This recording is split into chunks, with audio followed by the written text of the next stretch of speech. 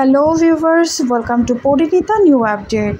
পরিণীতা ধারাবাহিকের নতুন পর্বে দেখা যায় যে শিরিন যে আসল অপরাধী সেটা পারুল এবার প্রমাণ করে দেবে, আর সেটার জন্য পারুল একটা ফাঁদ পেতেছে। আর পারুল শিরিনের ফোন ট্র্যাক করছে এবং হ্যাক করতেছে। কিভাবে শিরিন পারুলকে ফাঁসিয়েছে সেটা যখন শিরিন তার বন্ধুদেরকে ফোনে বলছিল, আর ঠিক তখন সেটা রেকর্ড করে নেয় পারুল। আর এই ব্যাপারে তাকে হেল্প করে তার পিসিমণি।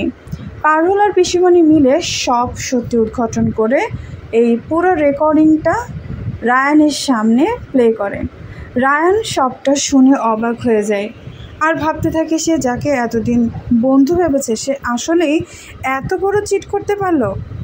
তখন রায়ান নিজের ভুল নিজে বুঝতে পেরেছে, আর সে যে পারুলকে হারিয়ে দিয়ে নিজে জিতেছে সেটা আর বিশ্বাস করতে পারছে না।